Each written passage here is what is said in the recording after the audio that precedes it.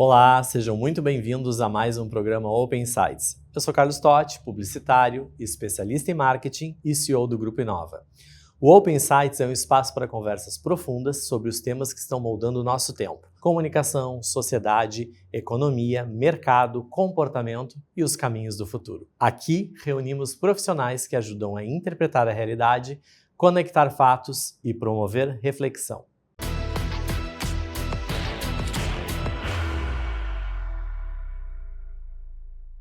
Empreendedorismo, carreira e investimentos nunca estiveram tão conectados.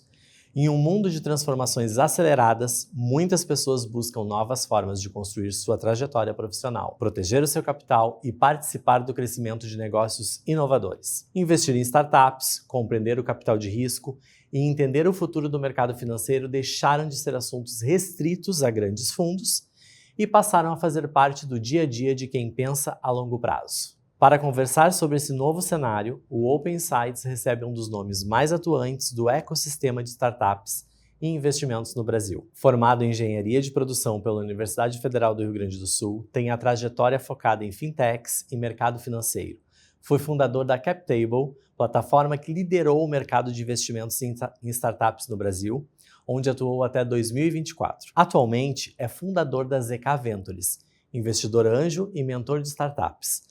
É autor do best-seller Como Investir em Startups, da Teoria à Prática, um manual completo para começar com segurança. E membro do Conselho da Associação Gaúcha de Startups. Seja bem-vindo, Guilherme Henke.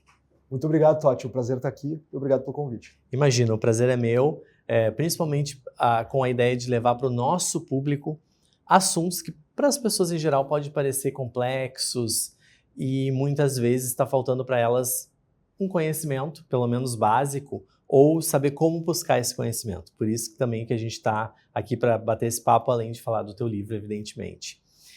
Eu sempre gosto de contextualizar para as pessoas. Olhando para a tua trajetória, quando que o empreendedorismo deixou de ser uma ideia e passou a ser uma ideia de carreira?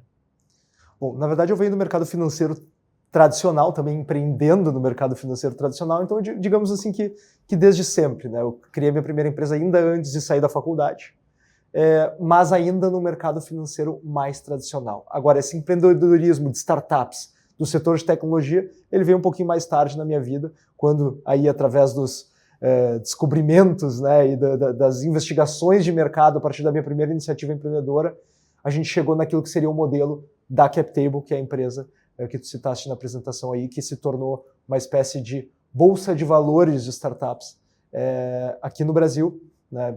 Enfim, possibilitando que pessoas físicas pudessem também participar desse mercado e não apenas os grandes fundos, os grandes investidores. Essa era a nossa ideia. Isso aconteceu ali, Totti, em 2017 para 2018, foi o momento que isso surgiu na minha vida. Depois de uma iniciativa mal sucedida, isso faz parte do jogo também quando a gente fala de startups. Ah, sim, mercado de riscos, né?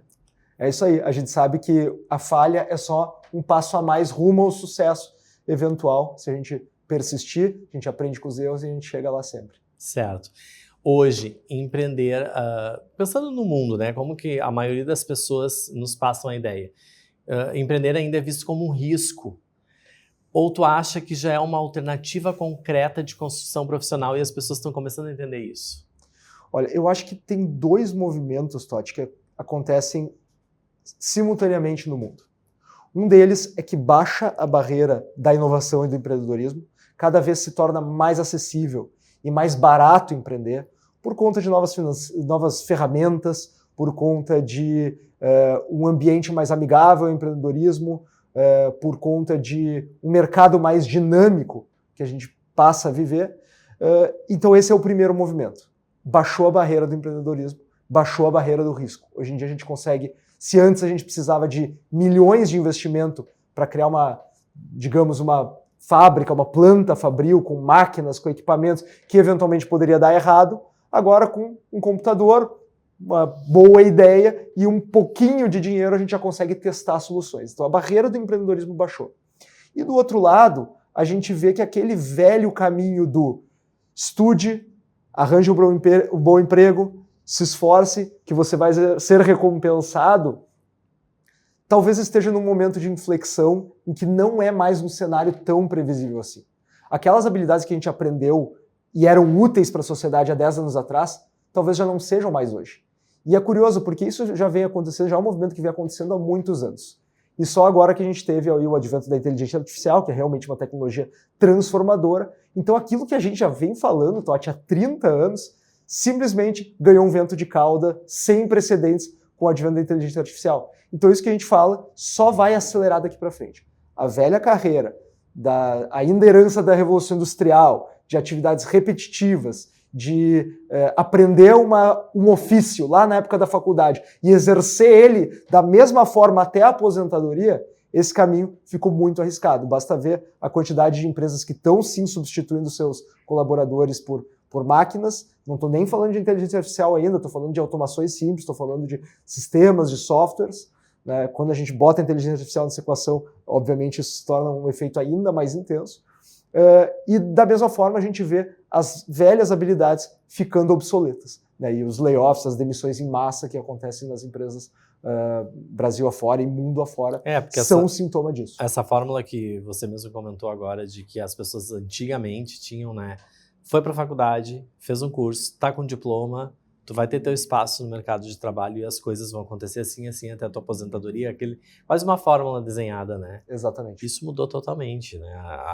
A dinâmica do mercado, a dinâmica das empresas, a dinâmica dos empregadores, ou seja, do empreendedor, seja todo mundo que faz parte desse ecossistema mudou tanto, e como tu bem citaste, com a inteligência artificial agora sendo mais um elemento na soma disso, que se as pessoas não estiverem realmente preparadas para o mundo que elas já estão vivendo, não é o mundo que virá, provavelmente elas vão ficar fora de muitas oportunidades. É essa leitura que eu faço e é mais ou menos a tradução do que tu acabou comentando aqui.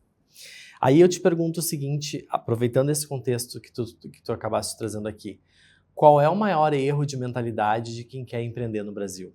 Eu diria que tem alguns, Totti. Eu diria que tem alguns, mas acho que o principal assim, eu acho que o brasileiro ainda tem uma cultura muito da segurança. Né? Não à toa a gente vê que os melhores cérebros do Brasil muitas vezes vão procurar um concurso público, né? Muitas vezes vão procurar o serviço público, o que é um desperdício, digamos assim, do talento dessas pessoas que poderiam estar empreendendo e gerando muito valor para a sociedade de uma forma mais escalável. Né? Então, eu acho que esse é o primeiro modelo mental que está errado. O brasileiro ele procura a segurança. O segundo grande erro que eu acho que o brasileiro comete quando pensar na questão do empreendedorismo é de colocar o peso das responsabilidades, da dificuldade, dos seus erros nas costas da dificuldade que é empreender no Brasil, da questão tributária, que é bastante complexa, da questão trabalhista. É claro que aqui no Brasil é um ambiente muitas vezes hostil ao empreendedorismo. Sim, por N imposto, a burocracia para abrir uma empresa, tudo aquilo que a gente já conhece do nosso mercado, né? Vai afastando as pessoas disso e gera insegurança, com certeza. Exatamente. Mas o Brasil também é um terreno de muitas oportunidades. Né? É um povo muito criativo, é um povo que sabe se virar, né? É um povo que é early adopter, como a gente chama, né? De tecnologia, é um povo que adota a tecnologia, uma nova tecnologia de uma forma muito fácil. Tem povos, a gente vê, povos que têm uma cultura mais avessa à tecnologia, demora para adaptar, para se integrar àquela tecnologia. O brasileiro não. O brasileiro surge uma nova tecnologia, o brasileiro quer adotar, o brasileiro quer usar.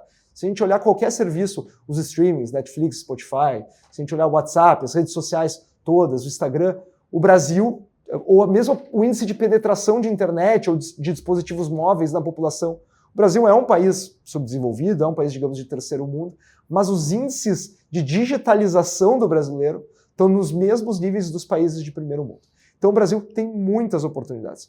E o que eu não gosto de ver, Totti, é empreendedor botando a culpa de não empreender ou das dificuldades de empreender nas costas do Estado como uma justificativa. É verdade que o Estado prejudica? Sim. Mas isso não pode ser justificativa para o empreendedor não tentar, para o empreendedor não ir atrás de construir os seus negócios. Aí eu aproveito o gancho do que tu acabou de dizer agora e te pergunto o seguinte: como que alguém que está no início de carreira pode se preparar para empreender? Essa mudança de chave que tu está falando aqui, né? A insegurança, tudo. Mas alguém que está começando, a dica que tu, Guilherme, daria para essa pessoa? Eu acho que é entender que a única forma de a gente aprender a empreender é fazendo.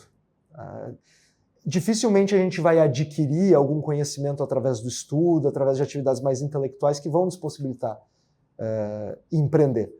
O empreender, ele é algo que se desenvolve através daquilo que a gente chama de autoeficácia, que é o empreendedor, ou o sujeito que quer empreender, ainda antes de empreender, desenvolvendo uma autoconsciência sobre a sua capacidade de colocar algo de pé.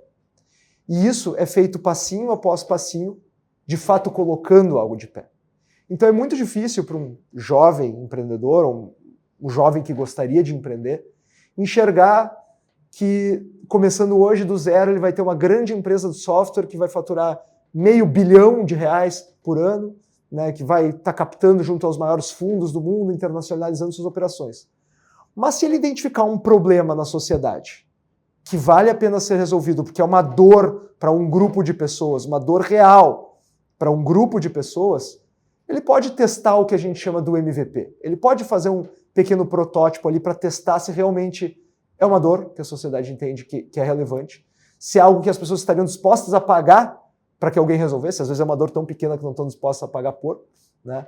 E se existe um modelo de negócio repetível e escalável para entregar aquela solução de uma forma economicamente viável, né? Então a mentalidade do jovem empreendedor tem que ser essa. Deixa eu começar um passinho por vez, identificando problemas que existem na sociedade e tentando encontrar formas de resolver ele.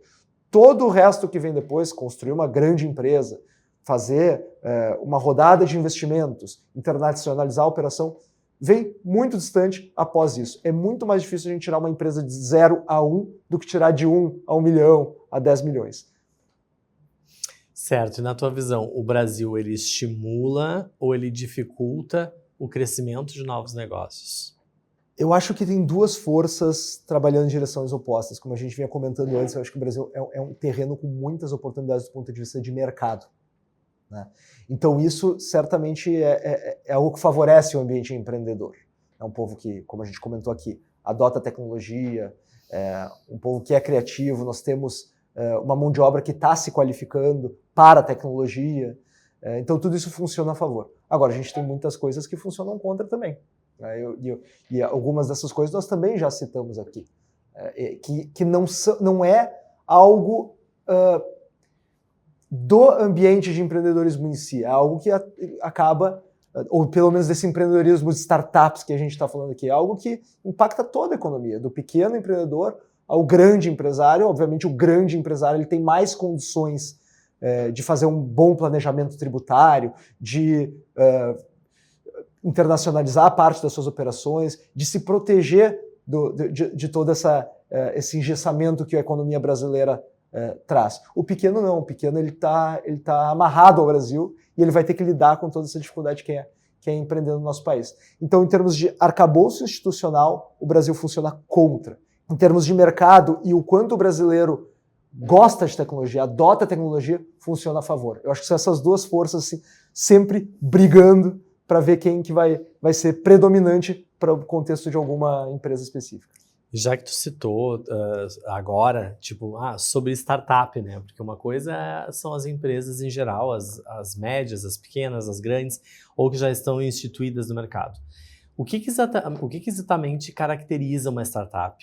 O que é uma startup para a pessoa que está em casa conseguir entender melhor dentro de uma linguagem de mercado de investimento ou de um mercado de trabalho mesmo?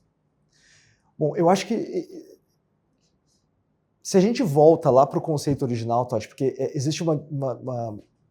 existe startup no seu conceito original e existe a forma como o termo veio sendo utilizado e caindo nos usos e costumes da sociedade. Então, usos e costumes da sociedade, a gente tende a chamar de startup toda e qualquer empresa em estágio inicial de tecnologia. Eu já vi até sendo, inclusive, utilizado para qualquer empresa em estágio inicial, mesmo não sendo de tecnologia, né? Mas, na verdade, o que é o conceito original de uma startup? É uma empresa em busca de um modelo de negócio, ou é um projeto em busca de um modelo de negócios repetível e escalável. Então, o termo startup ele seria utilizado de forma temporária. Enquanto eu, Guilherme, que enxerguei um problema na sociedade, e eu vou testar formas de endereçar esse problema, de uma forma até chegar num modelo que ele seja repetível, ou seja, que eu possa sempre repetir o mesmo e alcançar os mesmos resultados. E escalável, ou seja, que eu possa entregar essa solução, aumentar a entrega dessa solução, sem aumentar na mesma proporção os recursos necessários para entregar. Então, enquanto eu estou buscando esse modelo, testando com o mercado, fazendo ajustes, testando soluções, eu sou uma startup. No momento que eu encontrei um modelo de negócio repetível e escalável, eu deixo de ser uma startup e eu passo a ser uma empresa. Então, o sonho de toda startup deveria ser deixar de ser uma startup e passar a ser uma empresa.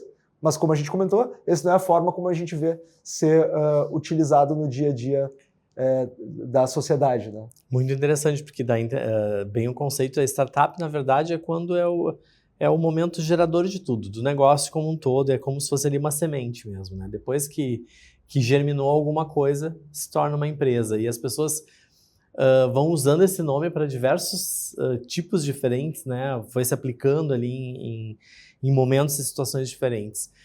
Aí eu também quero aproveitar e perguntar, dentro do teu conhecimento, quais são os setores que tu enxerga, evidentemente, que oferecem melhores oportunidades de inovação e crescimento? Aqui no Brasil nós temos uma peculiaridade, assim, tem alguns setores que até por conta da forma como se organizou a economia brasileira, que são mais amigáveis a soluções de tecnologia. Por exemplo, o setor financeiro é um setor extremamente aquecido no Brasil. A gente já viveu 3 ondas daquelas que a gente chama de fintechs aqui no Brasil, né? As empresas de tecnologia aplicada ao setor financeiro. Então, o setor financeiro acaba tendo uma série de soluções, o setor financeiro acaba tendo uma série de startups que são vendidas para grandes players. É um mercado líquido, muito líquido esse mercado de fintechs, né? E o Brasil, no que se refere ao mercado de tecnologia para o setor financeiro, talvez seja um dos países mais avançados do mundo, né? Em meios de pagamento, em investimentos, em toda a série de serviços financeiros, nós somos um dos países mais avançados do mundo. Um outro setor que eu vejo que tem a ver com a vocação brasileira e que também é muito promissor é o agronegócio. O agronegócio tem uma série de ganhos de produtividade a serem capturados a partir da implementação de tecnologia. E a gente percebe cada vez mais o uso de tecnologia no campo, mas completamente. Que trouxeram uma melhora na produtividade absurda, assim, né? E todo dia surge um aparelhamento novo, uma tecnologia, um software para quem está ali no campo gerando alimento, riqueza, enfim, consiga trabalhar melhor. É incrível mesmo. Exatamente. O grande desafio, as startups do agro, elas têm tido muito sucesso em trazer soluções que geram de fato valor. O grande desafio das agrotechs, então, né, como a gente chama as empresas de tecnologia para o agronegócio, tem sido atingir um patamar de escala similar talvez a outros mercados. Nós temos aqui no Brasil uma série de unicórnios que tiveram origem em serviços financeiros, por exemplo. Unicórnio seria?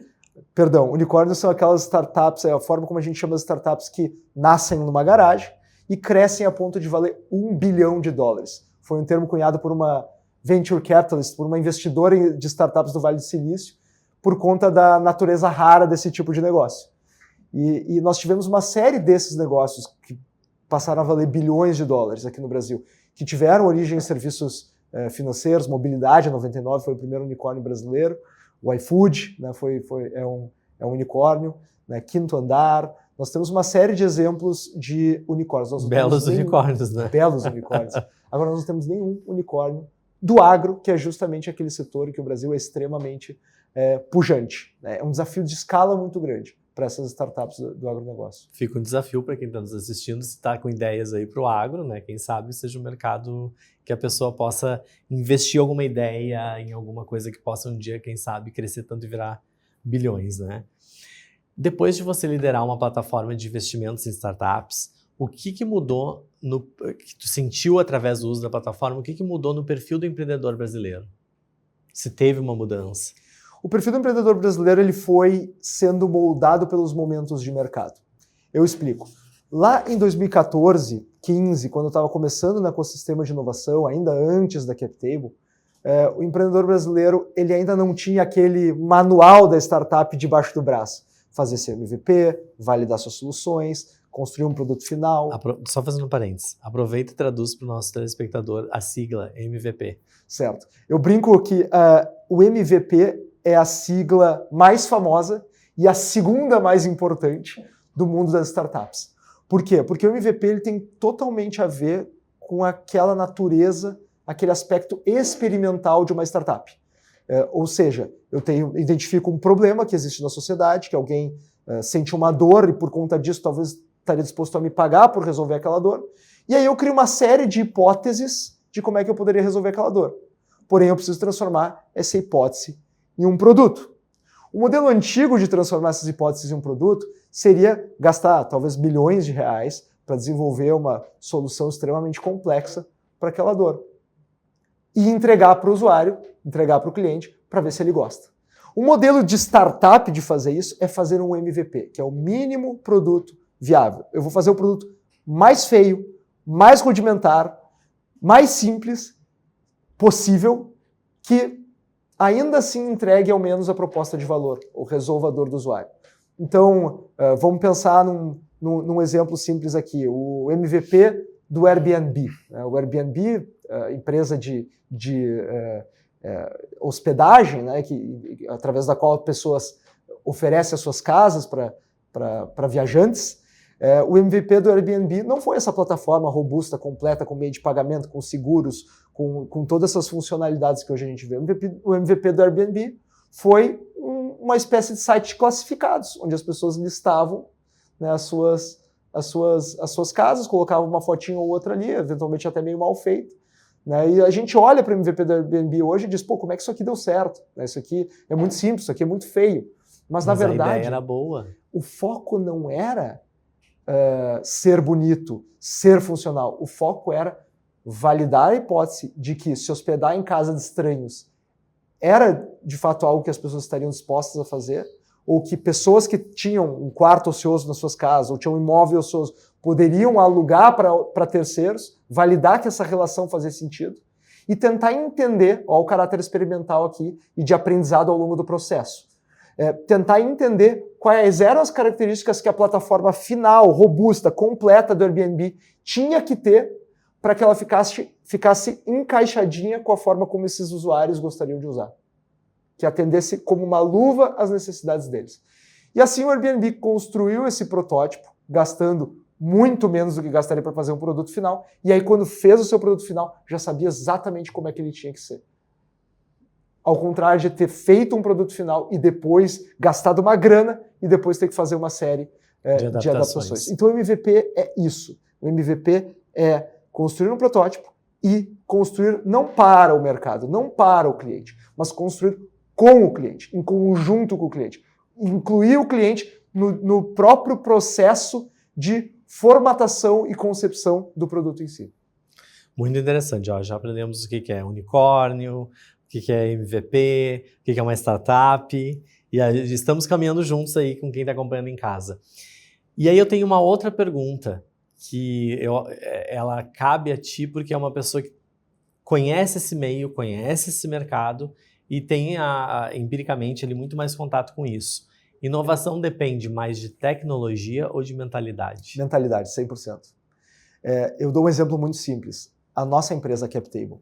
A CapTable, ela era uma plataforma que conectava startups em busca de capital, em busca de dinheiro, com investidores que estavam dispostos a correr um pouquinho mais de risco e tentar ganhar um pouco mais de dinheiro do que nos investimentos tradicionais, certo?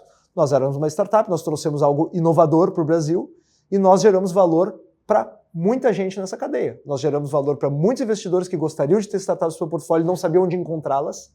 E nós geramos valor para muitas startups que mudaram a sua vida por estar recebendo grandes aportes para poder desenvolver suas empresas. Né? Então, e o que tinha por trás disso em termos de tecnologia, Totti? Algo muito simples, uma plataforma online que era completamente commodity do ponto de vista de tecnologia. Ela era muito simples do ponto de vista de tecnologia. Então, todo o valor da plataforma não estava na tecnologia em si, estava realmente em organizar esse mercado da forma como a gente se propôs a fazer. Sim, tinha uma curadoria muito bem feita, tinha um pensamento em cima, tinha alguém que parou para reunir quem precisava de investimento e quem queria investir. Realmente, então a mentalidade aí em outros casos foi muito mais importante do que, de fato, a tecnologia em si. Perfeito. A plataforma, no caso a tecnologia, ela era apenas um mecanismo informacional. O facilitador. Facilitador. O que ocorre é que existe uma classe de startups, a gente vai chamar de deep tech, tem outros termos para isso, mas são startups que o valor em si está em algo novo, em uma nova tecnologia. E é um fato que, nesse caso, a tecnologia é bastante dependente. Por exemplo, vamos citar aqui o caso da inteligência artificial, que a gente já citou aqui. O ChatGPT, o Gemini, o Claude, esses grandes modelos de linguagem, eles só puderam surgir porque lá em 2017, o Google desenvolveu uma nova arquitetura chamada Transformer, que possibilitou esse aprendizado de máquina, que só pôde surgir porque lá na década de 50 começaram a pesquisar redes neurais. E foi uma tecnologia que foi avançando em cima da outra. Né? Então é verdade, existem startups onde a parte de tecnologia ela é o core, ela é o núcleo do valor sendo gerado. Só que isso acaba ficando, acho que, um pouco mais distante da realidade do empreendedor, aquele que é um jovem, que quer começar, que quer empreender, que quer criar uma empresa. Né? Então por isso que eu comento, assim, 99% dos casos, mentalidade manda no processo. Ótimo. O assunto está muito interessante, mas nós vamos para um rápido intervalo e voltamos já já, não sai daí. Apresentamos o canal Republic, o seu novo destino intelectual na Inova TV. Com programas de entrevistas e debates estimulantes, cursos, videoaulas, palestras, filmes e documentários inspiradores, oferecemos uma programação rica em informação, cultura, história e pensamento crítico. Assista o Republic, canal número 2 na plataforma Inova TV. Canal Republic, onde conhecimento encontra você. Estamos de volta com o programa Open Insights. Hoje eu estou recebendo um convidado muito especial para discutir sobre empreendedorismo, investimentos em startups e o futuro do mercado financeiro. Guilherme Henk, seguinte, vamos continuar nosso papo aqui. E a primeira pergunta, seguindo essa dinâmica, é... investir em startups ainda é algo distante para a maioria das pessoas? Sim, muito distante, Todd. Por conta de uma série de fatores. Mas o principal deles é a falta de metodologia para isso. Tá? Porque antigamente, talvez a barreira fosse falta de acesso e falta de entendimento de que era um mercado promissor. O entendimento que era um mercado promissor, se ainda existia alguma dúvida, na pandemia ficou muito claro, né, que a tecnologia, o mundo da tecnologia e da inovação veio para ficar. Né? Quando a gente olha há 20 anos atrás a lista das maiores empresas do mundo, a gente via setores variados ali. A gente via o setor automotivo, a gente via setor industrial, a gente via, enfim, Coca-Cola, GE, IBM. IBM já era uma empresa de tecnologia de hardware surgindo por ali, né? Mas era uma única no mercado dominado por setores mais ligados a indústrias tradicionais. Agora a gente olha 20 anos depois, 30 anos depois, a lista das maiores empresas de tecnologia está lá: Amazon, Google, Microsoft, Alphabet, que é o Google, né? Meta, que é o Facebook. E a gente percebe essa migração de capital. O capital, a mão de obra, a inteligência, a geração de valor do mundo migrou dos setores tradicionais, das indústrias tradicionais, das estruturas do mercado tradicional para o mundo da tecnologia e da inovação. E o outro problema que existia era o acesso. Né? Então a gente via, e foi muito essa dor assim, que a gente percebeu quando a gente começou a pensar sobre a ideia da CapTable, da plataforma que a gente acabou criando. Né? A gente via os grandes investidores, os grandes fundos de investimento ganhando rios de dinheiro investindo nessas pequenas empresas nascidas numa garagem que explodiam, mudavam setores, transformavam setores, né? Tornavam outras soluções obsoletas. Né? E a gente via esses caras, então, tendo acesso e ganhando muito dinheiro. E a pessoa física estava fora desse mercado. O pequeno investidor estava fora desse mercado. Então existia uma barreira clara de acesso. E aí foi resolvida essa barreira de acesso não só pela CapTable, por uma série de outras estruturas que o próprio mercado foi criando para se organizar. Os grupos de investimento anjo, as aceleradoras, os hubs de inovação ali que organizam os seus eventos, seus pitch days, né, quando as startups se apresentam para o público. Então, foi se organizando ferramentas de acesso para o pequeno investidor. E aí, bom, se a percepção de que era um mercado interessante, um ativo promissor, já tinha sido quebrado. Se a barreira do acesso já tinha sido quebrada, o que estava faltando? Conhecimento e método para investir do jeito certo. E foi dentro desse contexto, para tentar derrubar essa última barreira, que me motivou a escrever o meu livro, Como Investir em Startups da Teoria Prática, o manual completo para começar com segurança. Lá atrás, Totti, quando a gente começou a CapTable, eu preciso confessar para vocês aqui que eu não entendia muita coisa do mercado de Venture Capital de investimento em startups. Eu era um empreendedor, como vários outros aprendendo ao longo do caminho, que tinha identificado uma dor.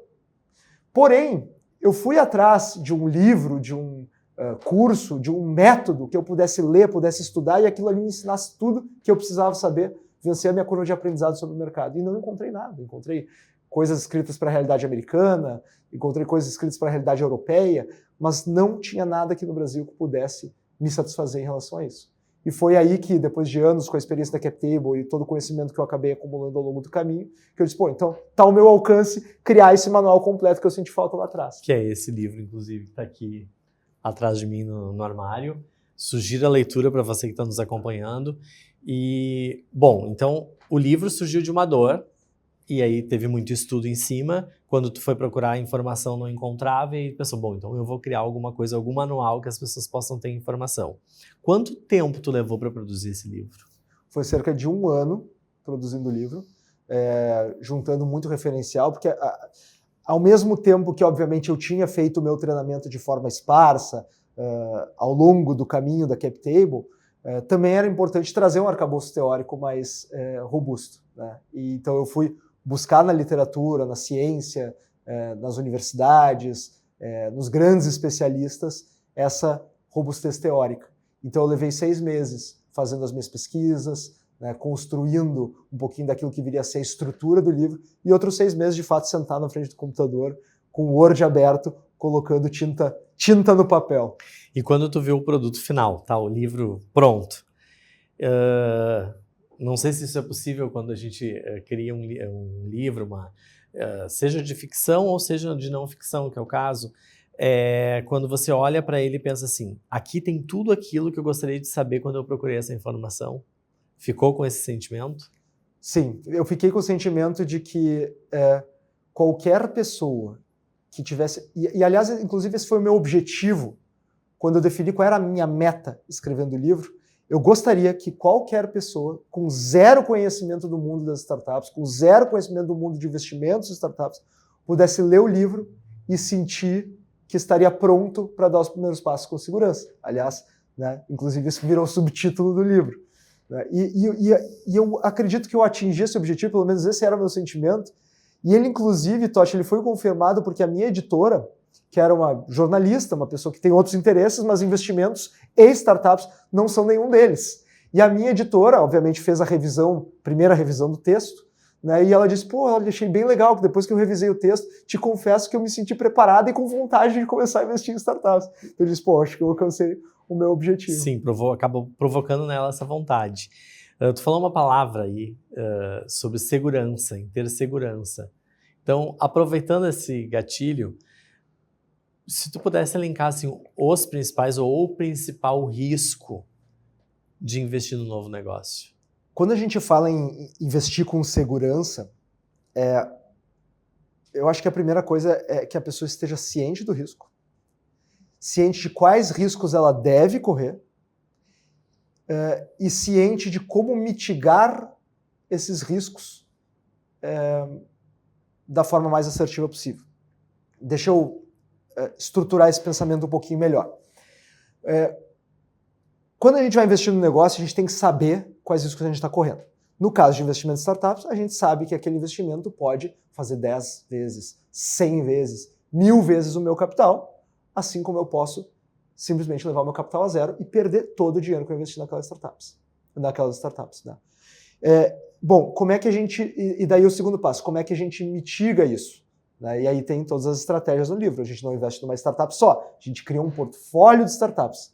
Porque a ideia é que a gente sabe que estatisticamente algumas delas vão quebrar, mas a gente também sabe que estatisticamente algumas delas vão bombar. E se uma startup pode fazer 10, 100 ou 1000 vezes o resultado, mesmo que todas as outras startups do meu portfólio vão a zero, eu ainda assim vou ganhar muito dinheiro a ponto de compensar todas as minhas perdas. Então, por isso que todo bom investidor, todo investidor maduro, ele monta um portfólio de empresas. Pô, eu tenho X mil reais para investir em startups, então não vou investir numa só. Vou espalhar o meu capital em uma série de companhias. E já é uma ótima dica. Esse é o capítulo de estratégia, que aqui já tá um spoiler aí para todo mundo que for ler o livro. Claro, ali no livro vai estar mais aprofundado. Várias outras dicas, mas é importante a pessoa... Porque todo mundo que pensa assim, eu vou investir.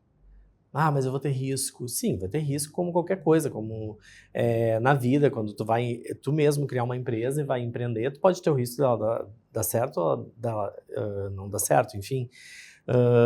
É importante que as pessoas entendam que o risco existe, mas conforme a gente vai tendo uma inteligência estratégica, eu imagino, em cima disso tudo, e entendendo o que fazer com o dinheiro ou como diluir o dinheiro, que é o caso aqui que tu está trazendo como uma das possibilidades para mitigar esse problema, é importante que as pessoas se sintam um pouco mais tranquilas, que existem processos, existem fórmulas, existem técnicas de fazer esse tipo de investimento. Exatamente, né? Exatamente. E é isso que o livro descreve. Bom, eu já estou muito curioso, eu já sei que depois eu vou poder acompanhar e ler o livro que eu ganhei, tá aqui, isso aqui é um presente, tá? E quem quiser buscar o livro, pode procurar onde? Ele está disponível em várias livrarias do Brasil afora, nos aeroportos, nas livrarias de aeroporto, ele está muito presente, mas também pode adquirir tanto a versão física quanto a digital na própria Amazon, que está lá disponível também. Perfeito. O aeroporto é uma boa dica, né? A pessoa sempre está ali com tempo para esperar um voo, alguma coisa, já aproveita, passa a livraria e pega o livro. Agora, pensando assim, nesse tempo que tu está trabalhando, estudando esse mercado, tem algum caso muito legal que passou pelos teus olhos ou tu fez parte, assim, que tu gostaria de citar? Claro, eu acho que, assim, além, obviamente, da participação na CapTable, e ali a participação na CapTable é muito interessante, porque o que a gente fazia ali, Totti, era literalmente colocar gasolina nessas startups todas. Era possibilitar que elas recebessem um aporte de investimentos. Elas tinham projetos grandiosos na sua mão e precisavam de capital para executar. E a gente viabilizava isso para elas. Então isso era algo muito gratificante, era algo muito que traz um senso de realização bastante grande. A gente viu muita coisa dar certo. E esses empreendedores, eles são muito gratos a nós também. Então a gente tem essa via de mão dupla, assim, do sentimento gostoso de ter feito parte de algo grandioso. Por isso que é bom saber os cases. E no meu caso, especificamente, assim, além da CapTable, daquelas empresas que eu auxiliei como prestador de serviço que era, eu também sou investidor anjo, como a gente chama de investidor anjo, né, que investe em startups, investidor, pessoa física que investe em startups. Eu, como investidor anjo, também fiz os meus investimentos. E tem alguns cases que eu participo que também me enchem de orgulho e me deixam muito feliz, assim, não só pelo, obviamente, retorno financeiro que me deu, mas pelo impacto que teve na sociedade. Tem um caso muito... Eu vou citar 2 casos aqui que sobretudo, me interessam. Um deles é a Trashin, que é uma empresa que, inclusive, eu sou membro do conselho, além de investidor, sou membro do conselho, então eu participo de uma forma bastante ativa, que a Trashin foi uma empresa que conseguiu mudar a forma como a gente gerencia resíduos no Brasil, utilizando tecnologia, utilizando processos escaláveis, utilizando metodologias novas no nosso mercado. E eles atendem grandes empresas listadas em bolsa de valores, que geram muitos resíduos, que não conseguiam mensurar esses resíduos, que não conseguiam dar uma destinação adequada, não conseguiam organizar a sua malha de logística reversa, e a Trashin resolveu esse problema. Então, assim, é uma empresa que está muito bem economicamente falando, é uma empresa que está dando retorno para os seus investidores, é uma empresa que está multiplicando o patrimônio dos seus empreendedores, e é uma empresa que está tendo um impacto social muito forte também no Brasil. E outro caso muito interessante é da LifeUp, que é uma empresa de inteligência artificial aplicada à saúde. E é muito curioso, assim, eu também, além de investidor, sou membro do conselho da LifeUp, e eu fiz inclusive uma brincadeira numa reunião de conselho que acabou virando um mantra da empresa. A LifeUp é a inteligência artificial aplicada à saúde para promover longevidade e qualidade de vida. Essa é a meta da LifeUp. Quando a gente fala em medicina, a gente vê que a maior parte da medicina hoje ela não é feita para falar de saúde, ela é feita para falar de doença, né? Ou seja, eu estou sentindo uma dor aqui, eu estou com um problema aqui, aí então eu vou no médico. Mas quando eu estou saudável, eu não vou no médico para tentar entender como é que eu posso maximizar a minha saúde para ter longevidade e para ter qualidade de vida. E a LifeUp quer usar a tecnologia para mudar essa lógica. E a brincadeira que eu fiz na reunião de conselho foi a seguinte, olha, a nossa meta aqui na LifeUp, ela tem que ser aumentar 1 bilhão de anos na vida da humanidade no agregado. Eu fiz uma conta rápida ali, digamos que a gente aumente a expectativa de vida dos nossos usuários em 5 anos cada um, 200 milhões de usuários no mundo inteiro, a gente bate essa meta de 1 bilhão de anos. Né? Isso virou aquela métrica uma meta ambiciosa da empresa. É uma meta bem ambiciosa, né? Então, quando a gente olha para esse tipo de case, a gente vê assim, que a gente realmente está tendo um impacto não só econômico no nosso bolso, mas na vida das pessoas, na sociedade como um agregado. É que daí fica uma sensação de ciclo completo, né? Uma empresa que gera empregos, que gera rentabilidade, mas que também ajuda a sociedade e as pessoas consequentemente. Então é o ciclo perfeito, né? Tem uma pergunta que eu acho que quem assiste o programa pode se fazer, porque eu me faço. Para investir numa startup, para ser um investidor anjo, que é outro termo que a gente aprendeu aqui, precisa de muito dinheiro?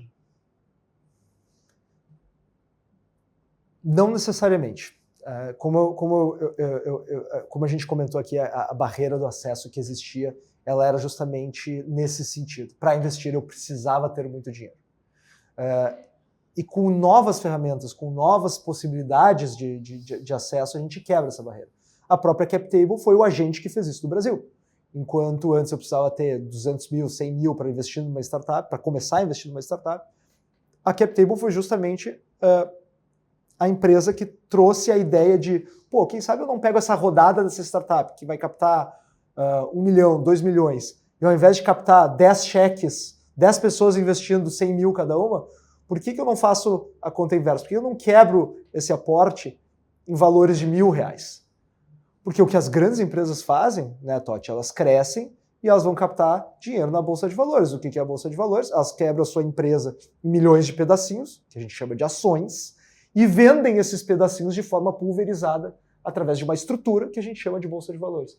Por que a gente não pode replicar esse mesmo mecanismo para as startups? E foi aí que surgiu a CapTable. A CapTable justamente fazia isso. Quebrava a rodada em vários pedacinhos e vendia de forma pulverizada. Então a gente colocava 200, 300, até 500 investidores dentro de uma mesma rodada de uma startup. Então, se com R$1.000 eu posso investir numa startup e eu para comprar um lote de 100 ações da Petrobras da Bolsa de Valores eu vou gastar, sei lá, R$3.000, a gente começou a ficar acessível. Então, qualquer pessoa pode sim investir em startups. Interessante saber disso, porque o pensamento básico das pessoas é imaginar, eu preciso de $500 mil, eu preciso de 300 mil, eu preciso de 1 milhão para investir num negócio assim. E essa estratégia de diluir isso em pequenas frações fez muito sentido mesmo e facilitou a entrada das pessoas. Tem regiões do Brasil que evidentemente devem investir, ou não só investir, devem criar mais startups. Nos teus giros por aí, com o próprio aplicativo, onde é que tu percebe que isso é mais pujante no Brasil? Eu acho que, inevitavelmente, essas coisas acabam acontecendo onde o ambiente de negócios dele também é mais pujante, o ambiente de negócios como um todo. Né? Então, obviamente, a gente vê que o maior volume está em São Paulo. Eu imaginei. Mas aí a gente tem alguns hubs interessantes que se formam. Minas Gerais é um hub interessante, mas um hub que tem performado muito bem nos últimos anos é Santa Catarina, em 2 núcleos, Florianópolis e a região de Joinville. Florianópolis conseguiu criar um ecossistema a partir de empresas mais antigas, de décadas anteriores de tecnologia, porque essas empresas se tornaram grandes, empresas de software se tornaram grandes. No processo de se tornar grandes, formaram talentos, esses talentos saíram dessas empresas, criaram suas startups, que cresceram, foram formando seus talentos, que saíram, criaram suas próprias iniciativas, e a gente começou um ciclo virtuoso que culminou no ecossistema de Florianópolis hoje. E Florianópolis, obviamente, tem o efeito secundário de que é uma cidade muito interessante para se viver, é praia, é um estilo de vida que chama a atenção das pessoas. Então a gente anda em Florianópolis e não é o nativo que está lá criando uma startup, é o paulista, é o mineiro, é o gaúcho, é gente do Brasil todo e eventualmente até pessoas de fora que estão lá criando suas startups, se aproveitando daquele ecossistema. Santa Catarina, no geral, né, cresceu, evoluiu muito nesses últimos anos. O turismo sempre foi presente, mas até a forma de se adaptar ao turismo, mas ela cresceu muito em indústria, em comércio, e agora essa informação sobre as startups também. Para a gente encerrar aqui, porque o tempo passou, né, a gente tem sempre muitas coisas para perguntar sobre esse mercado como um todo, mas eu queria te fazer uma pergunta. Uma dica que tu pudesse dar para o nosso telespectador. Aliás, eu vou repartir em 2 dicas. Para quem quer criar uma startup, pensa em criar uma startup, qual é uma dica assim, para começar? E para quem quer investir numa startup? Bom, para quem quer investir numa startup, o primeiro passo certamente é adquirir alguma coisa de conhecimento. A gente está falando do dinheiro da pessoa, então é importante a gente adquirir um pouquinho de conhecimento antes de fazer a coisa do jeito errado e se arrepender. E aí, para fazer isso, para adquirir um pouquinho de conhecimento, eu recomendo um livro que foi escrito por mim, como investir em startups, né? Coincidentemente. Mas é realmente assim, foi um esforço de colocar ali o que o investidor iniciante precisa saber. Então, realmente é por onde eu recomendo começar. Porém, eu recomendo que, concomitante a isso, essa pessoa ela já procure o hub de inovação da sua cidade, a aceleradora, comece a participar dos eventos, comece a interagir com o ecossistema. Tem algum evento que tu cite assim, que seja legal, 1 ou 2 eventos que tu acha, isso aqui é interessante quem está nos assistindo, se conseguir ir nesse evento? Eu acho que tem muitos eventos de inovação que acontecem em São Paulo o tempo todo. A Associação Brasileira de Startups organiza eventos legais de inovação, dá para entrar no site, se inscrever na newsletter. O Investidores VC organiza eventos muito legais.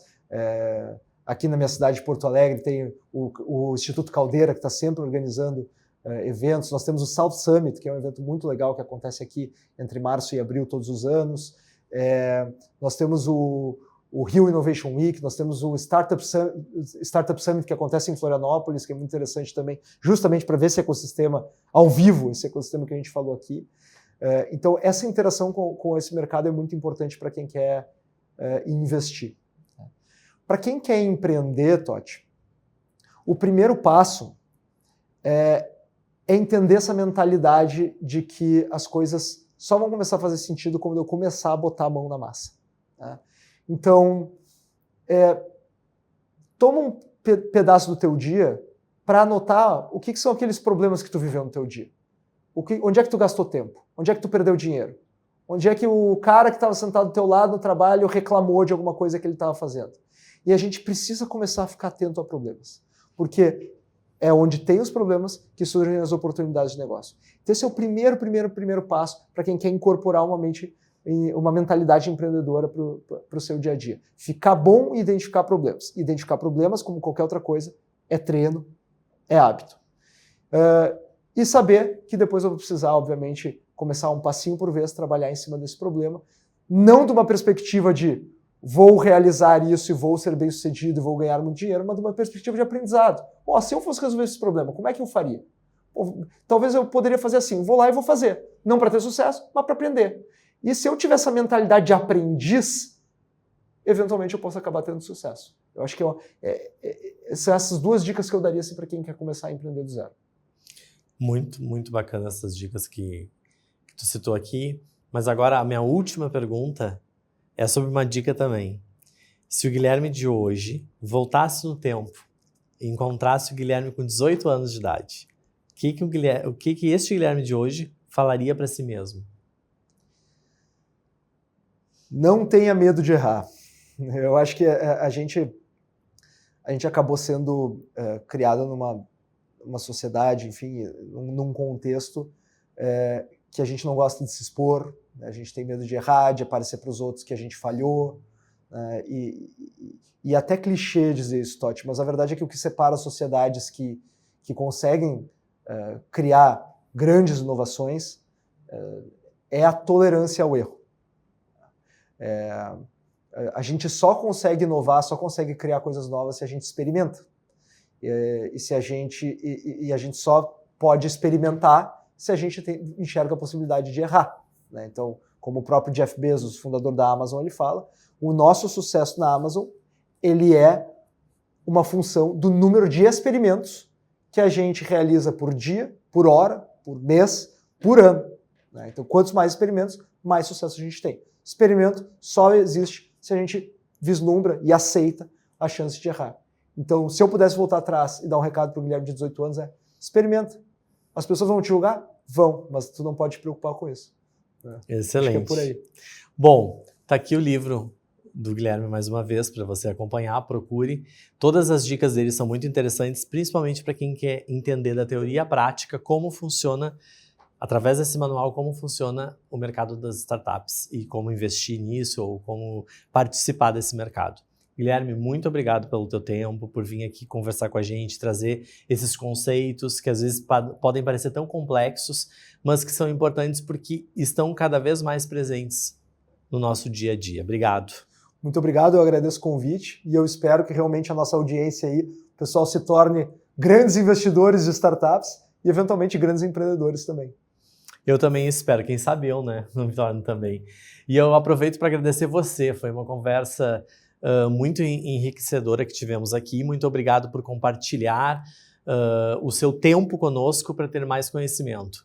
Obrigado pela audiência de sempre. Eu espero que vocês tenham aprendido novos conceitos e estejam abrindo a mente aí para refletir sobre novos caminhos também. Não percam os próximos programas, onde continuaremos a explorar ideias, teorias e projetos que fazem a diferença. Evidentemente, lembrem de nos seguir nas redes sociais, afinal o debate também acontece através delas. Até o próximo Open Insights.